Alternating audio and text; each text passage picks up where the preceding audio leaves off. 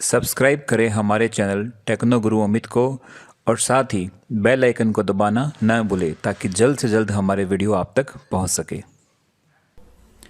नमस्कार दोस्तों, मैं अमित फिर से स्वागत करता हूं आपका टेक्नो गुरु अमित चैनल में। इससे पहले जो हमने लेसन किया था वो लेसन था कंप्यूटर की हिस्ट्री के बारे में। आई थिंक आप लोग सब लोगों ने उसको अच्छी तरह पढ़ लिया होगा, देख लिया होगा। उस हिस्ट्री के साथ मैंने आपको एक डॉक्यूमेंट फाइल एक आपको दी थी जिसके अंदर मैंने आपको कंप्यूटर जनरेशन का भी एक टेबल के रूप में मैंने आपको बताया था। लेकिन आज मैं आपको बताऊंगा कि उसको और अच्छे तरीके से किस प्रकार से पढ़ा जा सकता है। तो देखते रहिए लेसन 2 कंप्यूटर जनरेशन फॉर आईए ऑनलाइन क्लासेज। देखिए कंप्यूटर जनरेशन, वैसे तो आपको पता है कि आपने जब कंप्यूटर को पढ़ा था कि कंप्यूटर टेलीस्टिक से स्टार्ट हुआ था, कैसे अबेकस यूज हुआ था, मार्क 1 वगैरह, ये सब आपने पहले पढ़ चुके हैं हिस्ट्री के अंदर। लेकिन मैं आप उन जितनी भी कंप्यूटर्स आपने पढ़े हैं उनको कंप्यूटर जनरेशन के अंदर कैसे बताते हैं वो मैं आपके सामने बता रहा हूँ। सबसे पहले फर्स्ट जनरेशन है कंप्यूटर की, वो कब से स्टार्ट होती है? तो कंप्यूटर की 5 जनरेशन में से पहली जनरेशन है वो स्टार्ट होती है 1942 से 1954। ये होती है कंप्यूटर की पहली जनरेशन। इस जनरेशन में क्या था आपको किस प्रकार से याद करना है, और मैंने ये जो पॉइंट जो बोल्ड कर रखे हैं वो मैंने किस लिए बोल्ड कर रखे हैं वो आपको मैं इसलिए बता रहा हूँ अभी कि ये जो पॉइंट बोल्ड है ये मोस्ट क्वेश्चन पूछे जाते हैं, इसलिए मैंने इसको बोल्ड किया है। तो देखो जैसे कंप्यूटर की फर्स्ट जनरेशन में क्या यूज हुआ था, वैक्यूम ट्यूब्स। वैक्यूम ट्यूब्स हुआ था as the basic components for memory. Memory के लिए क्या यूज हुआ था, वैक्यूम ट्यूब्स। वैक्यूम ट्यूब्स का मैंने आपको फोटो भी बताया था इससे पहले हिस्ट्री के अंदर। वैक्यूम ट्यूब्स क्या होते हैं, देखिए these tubes like electric bulbs. घर में जो अपने बल्ब होते हैं उस प्रकार से हुआ करते थे। अब आप नोट करते होंगे कि जब लाइट आप ज़्यादा देर तक जलाओगे तो इलेक्ट्रिक बल्ब क्या हो जाएंगे, बहुत ज़्यादा हीट करेंगे और कुछ समय बाद में हो सकता है वो फट भी जाए या फिर उनके जो फिलामेंट होता है अंदर वो टूट जाए। सेम वही प्रॉब्लम होती है इन वैक्यूम ट्यूब्स के साथ। ये वैक्यूम ट्यूब्स क्या होते हैं, बहुत ज़्यादा गर्म करते थे कंप्यूटर्स को और बहुत बड़ी मात्रा में यूज होते थे। मैं आपको बताऊं कि यहाँ तक कि 18,000 वैक्यूम ट्यूब्स एक एक कंप्यूटर में यूज हुआ करते थे। सोचो कि उनका साइज कितना बड़ा था और कितनी हीट प्रोवाइड करते थे। इतनी हीट प्रोवाइड करने के कारण ये देखो लिखा भी वहाँ पर ए लॉट ऑफ हीट, इनको एसी के अंदर रखना पड़ता था, कूल रखना पड़ता था, बड़े बड़े पंखे यूज करने पड़ते थे। तो वो सारी किस्में थी फर्स्ट जनरेशन के अंदर। उसके बाद में आगे देखिए इसमें क्या लिखा है, वर वेरी एक्सपेंसिव होने ही है क्योंकि इतने मैटर आप इसमें लगाओगे तो वो एक्सपेंसिव होगा। और किसके दोबारा यूज होता था, वेरी लार्ज ऑर्गेनाइजेशन। बड़ी बड़ी जो ऑर्गेनाइजेशन थे कि वो ही इसको यूज कर पाते थे, क्योंकि इतना पैसा आम नागरिक यूज नहीं कर पाता था। इसके बाद इस जनरेशन के अंदर जो चीज़ हुई थी ऑपरेटिंग सिस्टम को लेकर वो था बैच प्रोसेसिंग। बैच प्रोसेसिंग क्या होता है दोस्तों, अगर आपको नहीं पता तो मैं आपको बता दूं कि बैच प्रोसेसिंग में आप एक के बाद एक जो जॉब है जिसे प्रोसेस बोलते हैं कंप्यूटर में, वो एक के बाद एक ऑटोमेटिकली क्या होती है, प्रोसेस होती है। उसके लिए किसी मैनुअल की जरूरत नहीं पड़ती, किसी ह्यूमन की जरूरत नहीं पड़ती, तो वो उसे बोलते हैं बैच प्रोसेसिंग। ये सबसे पहले यूज हुई थी फर्स्ट जनरेशन के अंदर। इसके साथ ही इसमें पंच कार्ड्स, जो आपको बताया था मैंने, हरमन होलिथ जिन्होंने पंच कार्ड्स को यूज किया था, इन्वेंट किया था। और पंच कार्ड्स का यूज किस लिए हुआ था, पंच कार्ड्स का यूज हुआ था इनपुट डिवाइस के रूप में, और लगभग 1970 तक 1990 तक लगभग इसका यूज हुआ था। उसके अलावा पेपर टेप और मैग्नेटिक टेप ये थे साथ में इनपुट और आउटपुट डिवाइस के रूप में। अब क्वेश्चन ये बनेगा कि बैच प्रोसेसिंग कौन सी जनरेशन में स्टार्ट हुई, तो आंसर क्या होगा, फर्स्ट जनरेशन। दूसरा क्वेश्चन बनेगा कब स्टार्ट हुई थी, तो आंसर क्या होगा आपका 1942-54, ये इसकी जनरेशन थी। तीसरा क्वेश्चन फर्स्ट जनरेशन में मेन कंपोनेंट क्या था, वैक्यूम ट्यूब। फिर क्वेश्चन बनेगा मेमोरी के अलावा, और उसमें जो जो क्वेश्चन बनते हैं वो सब इसके अंदर ही आपको मिलेंगे। इसको और डिटेल में पढ़ने के लिए आप इसमें आगे आइए और इसमें सारे फीचर्स दे रखे हैं। तो देखो सबसे पहले जो आपको बताया था कि वैक्यूम ट्यूब टेक्नोलॉजी थी, अनरिलायबल थे, सपोर्टेड मशीन लैंग्वेज ओनली। उस समय कोई भी हाई लेवल लैंग्वेज बनी नहीं थी, सारे के सारे कोड 1010 इसी फॉर्मेट में बनते थे। ऐसे चलता रहेगा कंटिन्यू, इसी फॉर्मेट में सारे प्रोग्राम्स बनते थे। बहुत ज़्यादा कॉस्टली हुआ करते थे, बहुत हीट प्रोड्यूस किया करते थे, input output device very slow थी। बहुत बड़ा साइज हुआ करता था, एसी की ज़रूरत पड़ती थी, एसी ज़रूरत समझ लो, या फिर आपको उसको कूल करने की ज़रूरत हुआ करती थी। नॉन पोर्टेबल, उनको उठा के इस कमरे से दूसरे कमरे में ले जाया नहीं जा सकता था, और लॉट ऑफ इलेक्ट्रिसिटी वो कंज्यूम करते थे। इस जनरेशन के कंप्यूटर पे साथ में क्वेश्चन ये पूछा जाता है कि कौन सा कंप्यूटर कौन सी जनरेशन का है। जैसे एनिक कौन सी जनरेशन का कंप्यूटर, तो कौन सी जनरेशन का कंप्यूटर है, फर्स्ट। एडवॉक, यूनिवेक, IBM 701 और IBM 650, ये बेसिक मैंने इसके अंदर ऐड किए हैं जो एग्जाम के अंदर पूछे जाते हैं। तो ये सारे कौन सी जनरेशन के कंप्यूटर हैं, फर्स्ट जनरेशन के। अब बात करते हैं अपने सेकंड जनरेशन की। सेकंड जनरेशन का जो टाइम है वो कब स्टार्ट हुआ था, 1952 से 1964 तक। इसके अंदर क्या था, देखो वहाँ पर फर्स्ट जनरेशन में क्या था, वैक्यूम ट्यूब, और यहाँ पर उसको रिप्लेस किया ट्रांजिस्टर ने। ट्रांजिस्टर साइज में वैक्यूम ट्यूब से छोटा था और उससे सस्ता था, और साथ ही पावर भी क्या करता था, कम यूज करता था। तो ये सब रीजन के कारण इसको ट्रांजिस्टर को यूज किया गया था। दूसरी बात, ये मोर रिलायबल था, जल्दी से टूटता नहीं था, और जो कंप्यूटर की 1 और 0 की जो पद्धति है ना बाइनरी लैंग्वेज की, उसके लिए ट्रांजिस्टर एकदम परफेक्ट था। ठीक है, आगे बात करते हैं फर्स्ट जनरेशन मशीन के अंदर क्या क्या था। इसके अंदर मैग्नेटिक कोर्स यूज हुई थी प्राइमरी मेमोरी के रूप में। तो क्वेश्चन बनता है कि मैग्नेटिक कोर कौन सी जनरेशन में यूज हुई, तो कौन सी जनरेशन में यूज होगा, सेकंड जनरेशन में। फिर क्वेश्चन बनता है कि ट्रांजिस्टर कौन सी जनरेशन में यूज हुआ, तो ट्रांजिस्टर कब यूज हुआ, सेकंड जनरेशन में। इसके अंदर 3 क्वेश्चन बन गए आपके, ईयर, ट्रांजिस्टर कब यूज हुआ, या फिर सेकंड जनरेशन में कौन सा कंपोनेंट यूज हुआ, तो उसका आंसर क्या होगा, ट्रांजिस्टर। तो आप इसको इस प्रकार से इतनी सी थ्योरी आपको याद करनी है, समझनी है कि कैसे कैसे कंप्यूटर धीमे धीमे आगे बढ़ा।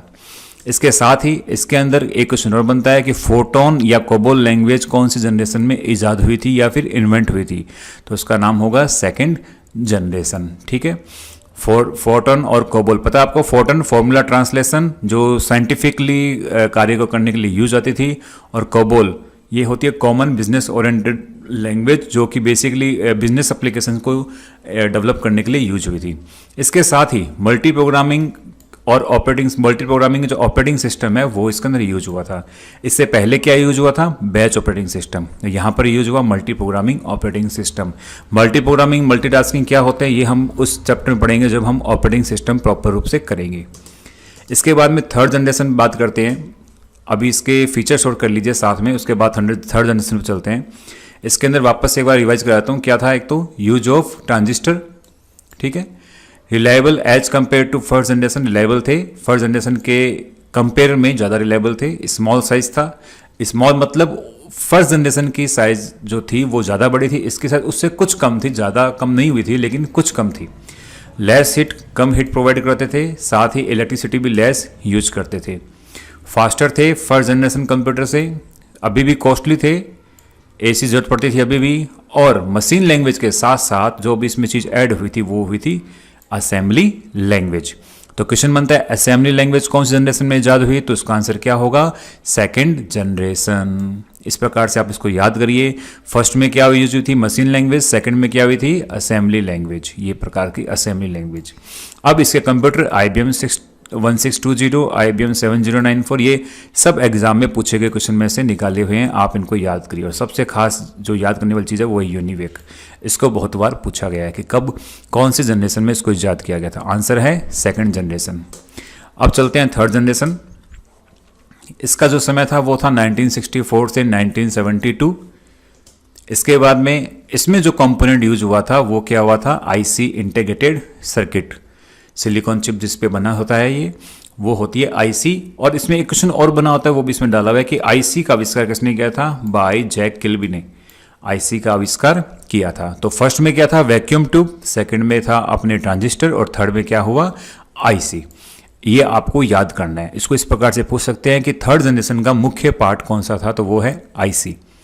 इसके साथ ही इसमें क्या था, इसके साथ इसमें रिमोट प्रोसेसिंग, टाइम शेयरिंग और रियल टाइम, ये सब इसमें साथ में ऐड हुई थी। मल्टी प्रोग्रामिंग सेकंड जनरेशन में ऐड हो चुका था, और बैच प्रोसेसिंग फर्स्ट जनरेशन में ऐड हो चुका था, जैसा अभी मैंने आपको बताया। तो चेंज क्या हुआ वो मैंने आपको बोल्ड किए हुए हैं। इसको अगर चेंज हुआ है तो इसी के दौरान अगर क्वेश्चन पूछा जाएगा तो आपका पूछा जाएगा कि रिमोट प्रोसेसिंग कौन सी जनरेशन में ऐड हुई, तो इसका आंसर होगा थर्ड जनरेशन। अब फोर्टन का सेकंड वर्जन 2 to 4 इसी दौरान आए थे, थर्ड जनरेशन के दौरान। कोबोल के वर्जन आए थे पास्कल एक टीचिंग लैंग्वेज थी, जो ऐसी लैंग्वेज थी जो लोगों को या फिर बिगिनर्स को ये सिखाती थी कि प्रोग्रामिंग किस प्रकार से की जाती है। तो वो लैंग्वेज भी इसी थर्ड जनरेशन में आई थी। उसके अलावा PL1 बेसिक, ये beginners all purpose symbolic instruction code, ऐसा इसका फुल फॉर्म है, वो बेसिक लैंग्वेज। एल्गोल, ये सब लैंग्वेज कहाँ आई थी? कंप्यूटर की थर्ड जनरेशन के अंदर। अब इसके भी कुछ बेसिक जो फीचर्स हैं वो देख लेते हैं। तो ICU जो थी ओके, मोर रिलायबल थे, साइज थोड़ा स्मॉल हुआ था, हिट थोड़ी कम हुई थी, स्लो से ज़्यादा फास्टर हो गए थे, मेंटेनेंस कम मांगते थे, अभी भी कॉस्टली थे, AC अभी भी ज़रूरत थी, मतलब अभी भी हिट प्रोवाइड करवा रहे थे, और कम इलेक्ट्रिसिटी खाते थे, और हाई लेवल लैंग्वेज को यूज करने लगे थे। इसके जनरेशन के जो कंप्यूटर हैं वो कौन थे? IBM 360, हनीवेल, PDP, ये एग्जाम में बहुत पूछा गया है PDP, और साथ में पूछा गया है IBM 370 के बारे में। तो ये आपको याद रखने हैं। इसके बाद चलते हैं फोर्थ जनरेशन में। इसका समय था 1972 से 90 तक। कई जो किताबों में आप 89 तक भी लिखा हुआ है, तो इसमें घबराने की बात नहीं है, 89-90 तक आप इसे कर सकते हैं।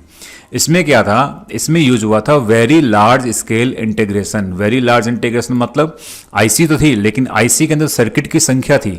IC पे जो सर्किट बनता है, आप देखते होंगे बड़े गौर से सर्किट होता है, उसकी संख्या बहुत ज़्यादा बढ़ चुकी थी, उसको बोलते हैं वेरी लार्ज स्केल। एक तो होता है SSI, देखो ये हो गया SSI। SSI का मतलब क्या होता है? Small scale integration. एक होता है MSI, मीडियम स्केल इंटीग्रेशन। तो ये दो थे। अब इसके बाद में एक आ गया VLSI, very large scale integration. ये किस में यूज हुआ? फोर्थ जनरेशन में। अब इसके अंदर एक चीज और हुई थी जिसको बोलते हैं माइक्रो कंप्यूटर्स। तो क्वेश्चन पूछते हैं माइक्रो कंप्यूटर्स कब बने थे? माइक्रो कंप्यूटर्स बने थे फोर्थ जनरेशन के अंदर। इसके साथ साथ इसके अंदर एक चीज और हुई थी, वो थी नेटवर्क्स डिस्ट्रीब्यूटेड ऑपरेटिंग सिस्टम। क्योंकि टाइम शेयरिंग, रियल टाइम और बैच प्रोसेसिंग, मल्टी प्रोग्राम, ये सब पहले हो चुके थे। नया क्या ऐड हुआ? वो था नेटवर्क डिस्ट्रीब्यूटेड ऑपरेटिंग सिस्टम। ये कौन सी जनरेशन में ऐड हुआ? फोर्थ जनरेशन में। इसके अलावा क्वेश्चन पूछा है कि C और C++ कब आप जनरेट हुई थी या डेवलप हुई थी, तो उसका आंसर क्या होगा? Fourth generation. इसके जो कुछ बेसिक फीचर्स देख लेते हैं अपने। अब फर्स्ट में क्या था? वैक्यूम ट्यूब, सेकंड में था ट्रांजिस्टर, थर्ड में था IC, और फोर्थ में क्या हुआ? VLSI। पहले से थोड़ा सस्ते हुए हैं, पोर्टेबल हुए हैं, मतलब साइज कम हुआ है, PC के रूप में यूज होने लगे थे, पर्सनल कंप्यूटर के रूप में जो हमारे घर में यूज आता है उसके रूप में इसको यूज करने लगे थे लोग। बहुत छोटा साइज हो गया था। पाइपलाइन प्रोसेसिंग नाम की एक टेक्निक इसमें यूज होने लगी थी। अब इसमें AC की जरूरत नहीं पड़ती थी, क्योंकि ये IC इतनी हीट नहीं करती थी, और VLSI तो बिल्कुल भी हीट नहीं करती थी। इंटरनेट का कंसेप्ट इसमें यूज हुआ था। ये क्वेश्चन पूछा जाता है कि इंटरनेट कब इजाद हुआ था, तो इसका आंसर होगा फोर्थ जनरेशन में। और उसके साथ नेटवर्क का बता दिया मैंने आपको। और computers became easily available. Market में इसको मास प्रोडक्शन होना इसका स्टार्ट हो गया था, हर जगह कंप्यूटर मिलने स्टार्ट हो गए थे, खासकर विकसित देशों के अंदर। अब इसके जो बेसिक जो है कौन कौन से हैं वो देख लिए। PDP सेकंड और DEC, ये स्पेशल क्रे सुपर कंप्यूटर और क्रे एक्स सुपर कंप्यूटर, ये दो सुपर कंप्यूटर के नाम हैं जो इस जनरेशन के अंदर बने थे। आगे चलते हैं last generation, fifth generation. Fifth generation जो है वो 90 तक तो फोर्थ थी, तो 90 से लेकर अभी तक जो भी चल रही है वो कौन सी चल रही है? Fifth generation. तो क्वेश्चन बनता है कि अभी तक कितनी जनरेशन बन चुकी है, तो आंसर होगा 5 जनरेशन, 5वीं भी चल रही है। अब उसमें VLSI था, इसमें हो गया ULSI, ultra large scale integration, मतलब लाखों करोड़ों सर्किट एक IC पे, तो उसे क्या बोलते हैं? ULSI technology. मतलब सर्किट का जो साइज है वो छोटा हो रहा है, लेकिन उसकी जो कैपेबिलिटी है, प्रोसेसिंग है, वो बढ़ती जा रही है, और इसको बोलते हैं माइक्रो प्रोसेसर चिप। ULSI की जो डिज़ाइन है, इससे जो तैयार हुआ चिप है उसे बोलते हैं माइक्रो प्रोसेसर चिप। तो क्वेश्चन बनता है कि माइक्रो प्रोसेसर चिप कौन सी जनरेशन में बना? तो फिफ्थ जनरेशन के अंदर, जहां पर 10 मिलियन इलेक्ट्रॉनिक कंपोनेंट्स होते हैं एक चिप पे। 10 मिलियन मतलब 1 मिलियन में 10 लाख, तो 10 मिलियन देख लो कितना हो गया। उतने इलेक्ट्रॉनिक कंपोनेंट्स यानी सर्किट्स एक चिप पर लगे हुए होते हैं। इसके बाद में साथ में इसमें क्या चीज़ नई ईजाद हुई? वो है पैरेलल प्रोसेसिंग, जो इसमें नई हुई थी। साथ ही सबसे इंपॉर्टेंट चीज़ वो थी आर्टिफिशियल इंटेलिजेंस, जो कि बेसिकली रोबोट्स वगैरह में यूज होता है। तो कहते हैं कि AI आर्टिफिशियल इंटेलिजेंस का भी ईजाद हुआ, तो इसका आंसर होगा फिफ्थ जनरेशन। इसके साथ ही इसके अंदर देखो कुछ और भी बताया मैंने, AI के बारे में बताया हुआ है। हाई लेवल लैंग्वेज थी जावा, वो इसमें आई थी, .NET इसमें आई थी, इसके बारे में बताया हुआ है। इसके अलावा रोबोटिक्स जो होता है, रोबोट बनाने वाला सिस्टम, वो भी इसमें ही होता। Game playing, development, neural networks, ये सब इसके अंदर आए थे। तो आप इसको यहाँ से देख सकते हैं, लेकिन जो ध्यान देने वाली चीज़ें हैं वो यही होती हैं बेसिकली कि कौन सी ऑपरेटिंग सिस्टम यूज हुआ था, कौन सी जनरेशन में, कौन सी चिप लगी थी, कौन सा समय था, ये बेसिकली उसमें यूज होते हैं क्वेश्चन के अंदर। इसके फीचर्स पढ़ लेते हैं। अल्ट्रा जो large scale integration ULSA technology use हुई थी, AI यूज हुआ था, नेचुरल लैंग्वेज प्रोसेसिंग यूज हुआ था, पैरेलल प्रोसेसिंग यूज हुआ था, सुपर कंडक्टर टेक्नोलॉजी यूज हुई है। ये कंटिन्यू चल रही है और अभी भी इसको में विकास होता जा रहा है। मल्टीमीडिया फीचर्स बहुत ज़्यादा कंप्यूटर में जुड़ चुके हैं, देख रहे हो आप आजकल हर कंप्यूटर में मल्टीमीडिया फीचर्स हैं। और सबसे बड़ी इंपॉर्टेंट कॉम्पैक्ट कंप्यूटर्स, मतलब जो अब बात चलते हैं कॉम्पैक्ट कंप्यूटर, मतलब जो अपने लैपटॉप है या फिर पाम टॉप है, वो सब इस जनरेशन के अंदर बने थे और बहुत ज़्यादा चीपर रेट में बने थे। जैसे कि desktop, laptop, notebook, ultra book, ये सब इसी जनरेशन के अंदर बने थे। तो दोस्तों ये थी 5 जनरेशन। आप इसको दोबारा अच्छे से देखिए, जो मैंने बताया, जो मैं बार बार आपके सामने मैंने इस प्रकार से रेड पेन करके यूज किया है, वो आप गौर से देखना, क्योंकि उनके बारे में क्वेश्चन बहुत पूछे जा चुके हैं। तो चलिए दोस्तों, अभी चलते हैं, देखते रहिए आप टेक्नो गुरु अमित। अगर अभी तक आपने हमारा चैनल सब्सक्राइब नहीं किया तो सब्सक्राइब करिए, लाइक करिए, शेयर करिए और वेट करिए। बहुत जल्दी मैं लेसन 3, 4, 5 पोस्ट करने वाला हूँ। धन्यवाद।